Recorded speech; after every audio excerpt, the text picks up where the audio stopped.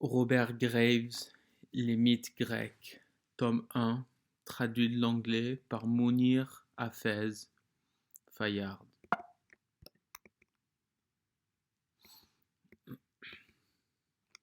Avant-propos. Après avoir corrigé les épreuves des mythes grecs en 1958, j'ai médité sur Dionysus, le dieu ivre, ainsi que sur les centaures, auxquels s'attache une réputation contradictoire, à la fois de sagesse et de dépravation, et également sur le nectar et l'ambroisie des dieux. Ces trois thèmes sont étroitement reliés. En effet, les centaures vénéraient Dionysus, dont les fêtes débridées à l'automne s'appelaient les ambrosies. Je ne pense plus aujourd'hui que ces ménades, lorsqu'elles parcouraient la campagne dans un état de frénésie, déchiquetant les animaux ou les enfants, puis se vantant d'avoir été jusqu'en Inde et d'en être revenues, étaient seulement ivres de vin ou de boissons à base de lierre.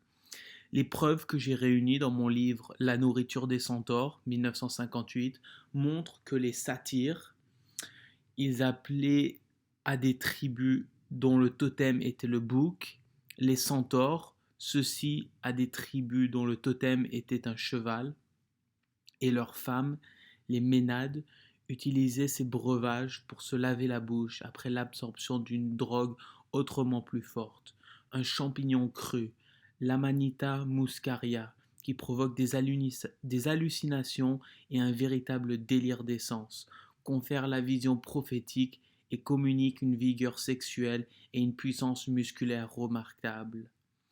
À ces transes qui duraient quelques heures succédait une totale prostration. Ce phénomène expliquerait la légende de Lycurgue, qui, armé simplement d'un aiguillon de bœuf, mit en déroute toute l'armée de Dionysus, formée de Ménades et de satyres ivres, après son retour victorieux de l'Inde. Sur un miroir étrusque, l'Amanita muscaria figure en relief au pied d'Ixion. C'était un héros thessalien qui savourait l'ambroisie en compagnie des dieux. De nombreux mythes confirment ma théorie selon laquelle ses descendants, les centaures, usaient de ce champignon. Et selon certains historiens, les guerriers scandinaves furieux, berserk, l'employèrent en d'autres temps pour se donner de l'audace dans les batailles.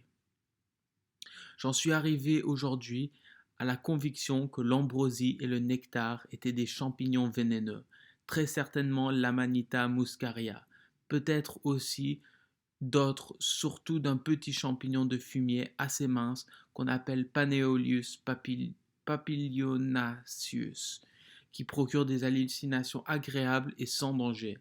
Un champignon assez semblable à celui-ci figure sur un vase attique entre les sabots de Nessus, le centaure.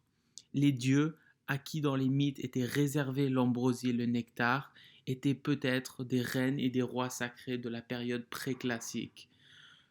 Le crime du roi Tantale était d'avoir violé un tabou. Il avait invité des gens du commun à partager avec lui l'ambroisie.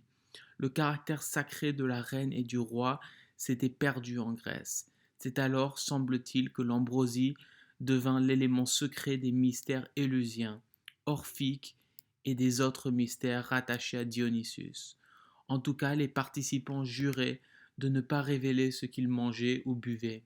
Ils avaient des visions inoubliables et l'immortalité leur était promise. L'ambroisie offerte aux vainqueurs des courses olympiques lorsque la victoire ne leur conféra plus la royauté sacrée était nettement un produit de remplacement. C'était un mélange d'aliments dont les premières lettres, comme je l'ai montré dans mon livre, La nourriture des centaures, formaient le mot champignon en grec. De même, les noms des ingrédients cités par les auteurs classiques servant à préparer le nectar et le séquion, la boisson parfumée à la menthe de Déméter à Éleusis, constituaient les lettres du mot champignon. J'ai moi-même mangé du champignon hallucinogène, le, le psilocybe, le psilocybe, ambroisie divine utilisée du temps immémorial par les Indiens Mazatèques de la province d'Oaxaca au Mexique. J'ai entendu la prêtresse invoquer Tlaloc, la déesse champignon, et j'ai eu des visions transcendantes. Aussi suis-je entièrement d'accord avec R. Gordon Wasson, l'auteur américain qui a découvert cet ancien rite et selon lequel les conceptions du ciel et d'enfer en Europe proviendraient peut-être de mystères de ce genre. Tlaloc était né de la foudre, de même Dionysus.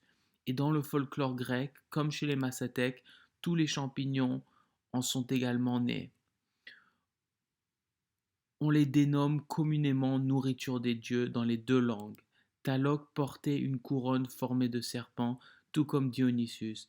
Tlaloc habitait sous la mer, tout comme Dionysus. Et la coutume barbare des Ménades d'arracher la tête de leurs victimes se rapporte peut-être allégoriquement à l'arrachage de la tête du champignon sacré, puisqu'au Mexique on ne mange jamais sa tige. On nous dit que Persée, roi sacré d'Argos, converti au culte de Dionysus, donna son nom à Mycène, du nom d'un champignon qui poussait à cet endroit, qu'il avait lui-même découvert et qui donna naissance à un cours d'eau. L'emblème de Tlaloc était un crapaud, de même celui d'Argos, et de la bouche du crapaud naît une rivière sur la fresque de Tepantitla. Mais à quelle époque la culture européenne et la culture de l'Amérique centrale entrèrent-elles en contact? Ces théories exigent de plus amples recherches. Je n'ai donc pas fait état de mes découvertes dans le texte de la présente édition. Je serais très reconnaissant à toute personne qui, par sa compétence en la matière, m'aiderait à résoudre ce problème. Robert Graves, Deia, Majorque, Espagne, 1960.